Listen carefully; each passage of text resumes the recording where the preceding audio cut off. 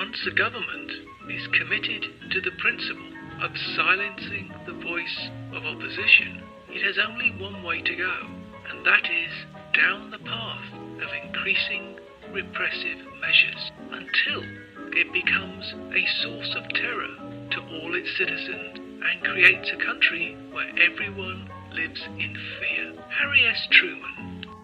We shall fight on the beaches. We shall fight on the landing grounds.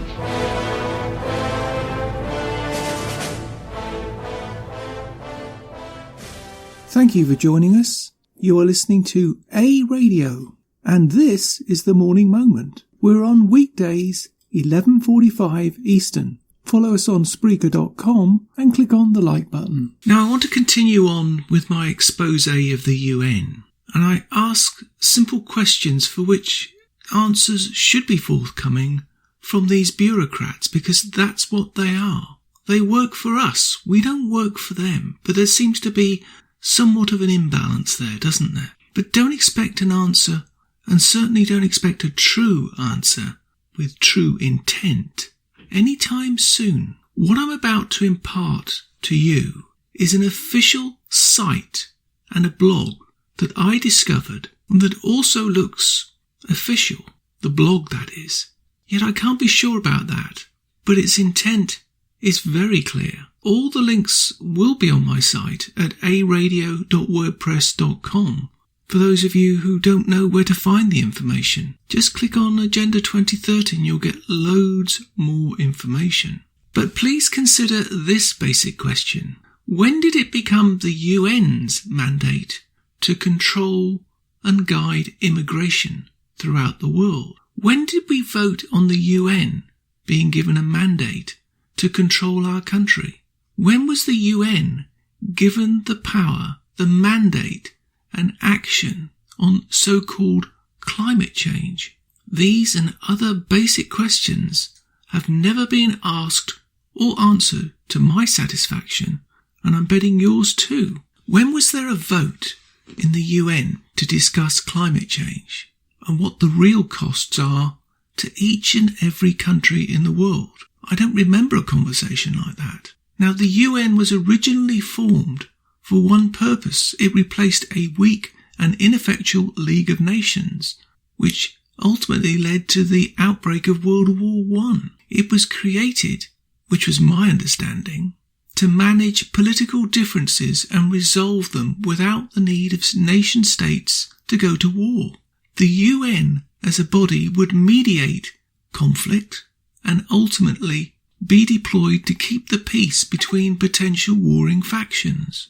So when and how did it morph into its unelected world body status that appears not to be responsible to anybody? When did they become the final deciding body over your life and mine? I don't remember ceding that authority to the UN. Do you? Now here's these pieces. The first one comes from IOM, which stands for the International Organization for Migration. Did you know that existed? Now on the website they've got IOM Manila Administrative Center and IOM Panama Administrative Center. And IOM says on their logo UN Migration. So that clearly indicates a link to the United Nations. Now, on the blog that I made a link to, they highlight the 17 sustainable goals, also UN Agenda 2030. And I'm going to read those goals out yet again. Goal number 1, end poverty in all its forms, everywhere. Goal number 2, end hunger and achieve food security and improve nutrition and promote sustainable agriculture. Goal 3, ensure healthy lives and promote well-being for all at all ages.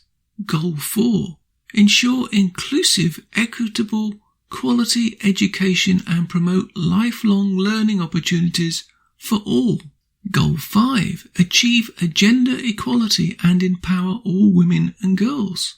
Goal 6, ensure the availability and sustainable management of water and sanitation for all. Goal 7, ensure access to affordable, reliable, sustainable and modern energy for all. Goal 8. Promote sustained, inclusive, sustainable economic growth, full productive employment and decent work for all. Goal 9. Build resilient infrastructure, promote inclusive, sustainable industrialization and foster innovation. Goal 10. Reduce inequality within and among countries. Goal 11. Make cities and human settlements inclusive, safe, resilient and sustainable. Goal 12. Ensure sustainable consumption and production patterns. Goal 13. Take urgent action to combat climate change and its impacts. Goal 14. Conserve sustainability, use the oceans, seas and marine resources for sustainable development. Goal 15. Protect, restore and promote sustainable use of terrestrial ecosystems. Sustainably manage forests. Combat desertification, I hate that word, and halt and reverse land degradation and halt biodiversity loss. Goal 16. Promote peaceful and inclusive societies for sustainable development. Provide access to justice for all and provide effective, accountable and inclusive institutions at all levels. Goal 17. Strengthen the means of implementation and revitalise the global partnership for sustainable development. I'm going to carry on and read the next part, but I really want you to digest those 17 goals, because those 17 goals have nothing to do with the original mandate of the United Nations. Nothing. They have far more in common with controlling your life and mine. And their goal ultimately is to reduce your standard of living so that people in African countries, Asian countries, wherever, will have a better standard of living. It's not our responsibility to improve their standard of living. They're the ones who are warring all the time. They're the ones who have unchecked populations. It's not our job to look after them. They're separate and sovereign nations. They choose to live the way they want. Do you see India following that list? Do you see China following that list? No. It's North America, Europe, and some Western Asian countries. Not the countries I mentioned previously. It's up to us to bear the burden for those countries whose population are 10 times ours. I don't think so. And that's what Donald Trump's been saying all along. When did the UN have a mandate to do that? They didn't.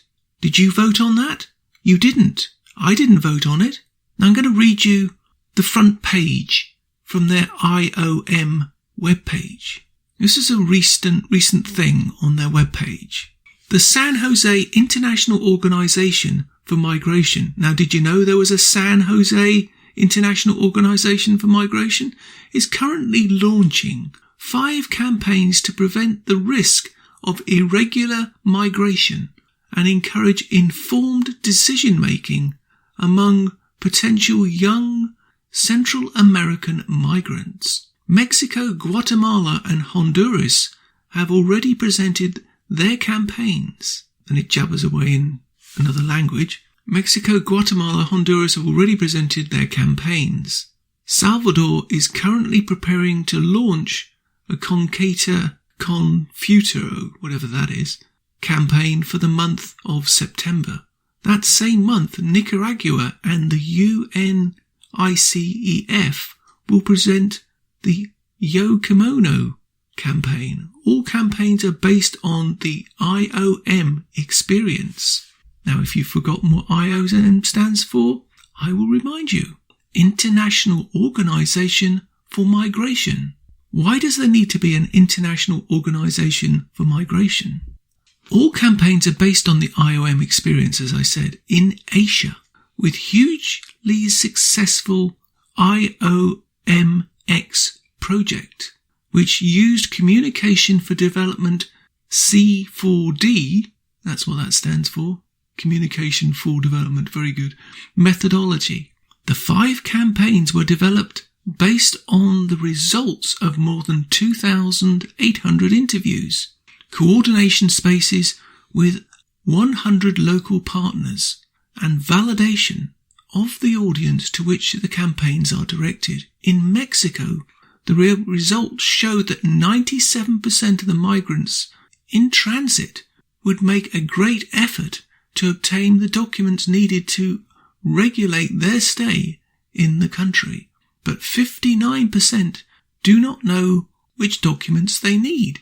In addition, 49% mentioned not knowing where to look for the information to migrate in the regular way. In response to these needs, the Migra Informadas campaign seeks to raise awareness about the existence of benefits migration routes in Mexico.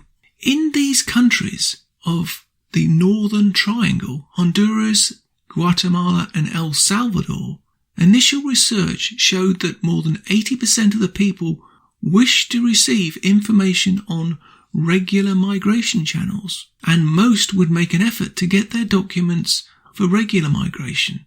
In addition, between 59% and 70% of the people interviewed would be willing to engage in local education, employment and entrepreneurship opportunities as an alternative to irregular migration. Irregular migration is a UN code word for illegal immigration, for illegally trying to enter the country of the United States, presumably. But they don't tell you that. The campaigns, Pelone, Pal, whatever it is, I don't care, Honduras, Guatemala and El Salvador aim to make people reflect on their life plans and consider information on alternatives to irregular migration. That's illegal immigration to you. Esteban Martinez Sargova, the Communications Department of El Salvador's General Directorate of Migration, stressed that under this approach, more strategic communication plans can be promoted and aimed at achieving better results. Empathy with the communities is key to understanding the causes of migration, which, as we know, is evolving and adopting new forms. What they mean by that is, and I doubt whether he wrote that mass invasion on the US border is the new tactics they're using, and they think that's going to work. But they don't use those words, do they? Because they don't like using the truth. Data from the interviews in Nicaragua showed that 60% of adolescents are unaware of the difference between travelling in a regular fashion and doing it in an irregular fashion, responding to the needs shown in the diagnosis. The Yo Camino campaign, which will be launched in September, focuses on making the process of regular migration known. In Nicaragua, the campaign is funded and supported, here we go again, by the UNICEF. So, for you folks in America, did you know that there was a regular way for low-skilled people from a low-skilled country to get into the United States? I bet you didn't know that, because there's no way for a low-skilled group of people from Europe being able to get into the United States legally. Funny that, isn't it? But that's purely a coincidence, by the way. I digress. The campaigns are strengthened at the local level with a network of information points formed by organisations and institutes trained by the IOM and government counterparts. The network will provide personalised information on regular migration and local development opportunities. The percentages of people interviewed willing to visit the Migration Information Centre range from 81% to 89%. Well, yes, they're the ones who want to visit, but they aren't the ones who are going to stay. It's not going to be that percentage, but they don't tell you that in this document, do they? The campaigns promote the use of a web page, which I will give you, where the users can find information about regular migration channels and opportunities for local learning, work and entrepreneurship. Internet use in the target audience of the campaigns range from 52% to 87%. In addition, the campaigns have created a digital community around the information on migration on Facebook, Instagram and Twitter. What a surprise. The campaigns in Mexico and the Northern Triangle are being implemented within the framework of Regional Migration Program, Mesoamerica Caribbean, with funding from the Office of Population, Refugees and Migration, that's PRM, and get this, ladies and gentlemen, of the United States State Department. And UNICEF, UNICEF, is funding the campaign in Nicaragua. Now, I've read that piece, not particularly brilliantly, but that's not the point. And you will find that is their landing page. Now, I think that's proof, if proof was ever needed, that your taxpayer dollars are going directly to bring in groups of illegal immigrants into your country, that's the United States. But it really matters not where your country is. This seems to be their goal, finding a way for irregular migration to become regular migration is now the UN goal. When did that become the law? When did the UN be given the mandate to do that? I don't remember that. So in my mind, they are working directly against the will of the people, whichever country you're in. Except, of course, if you live in Canada, where 57 Genders Trudeau has been very successful in turning a great country into the first Western multicultural one, but not a Canadian culture, by the way. The UN country driven by Trudeau and the Federal Liberal Communists of Canada, with guidance, of course, by the United Nations. A socialist country in the making, with liberty and justice, not for all, but for those who support the Liberal Communist way. It's a scary thought, isn't it, that within what's left of my lifetime in Canada, now by the re-election of 57 Genders Trudeau, will most likely be a pseudo-communist socialist country with all the poverty, despair that goes with it, thanks in most part to weak-willed politicians, not prepared to stand up for their country and the onslaught of media-driven political correctness. We have much more to come on Agenda 2030 and subtopics as the weeks and months go on. Please check our website and please listen to our morning moments for more on this subject. There's very few people covering this in detail, and I pick up all the articles that pop up when they do. If you see one that I hadn't seen, send me the link. You can reach me on Twitter, Facebook, Instagram, anywhere. Just go to my website and look up Contact, and you'll find all the ways to contact us. We are happy to promote what's going on, so people can make an informed decision on who's really in charge of our country, whichever country that is. Thank you for listening, and I hope you found this informative. You can find more at aradio.wordpress.com, where you can find links to us on Twitter, Facebook, Instagram, iTunes, iHeartRadio, Gab, Spotify, and email. We're on Spotify under the podcast section. Type in Canadian Politics with a twist and you'll find us. We are continuing to reach out to you, so please pass these links on to your friends. Please click on the follow button on Spreaker.com. You can listen to all our morning moments at Spreaker.com/aradio, EHRADIO, a radio. And please click on the like button. Join us Monday, Wednesday and Friday at 11:45 Eastern, and tell your friends and pass the word. We only tell the truth, not what the mainstream media want you to know.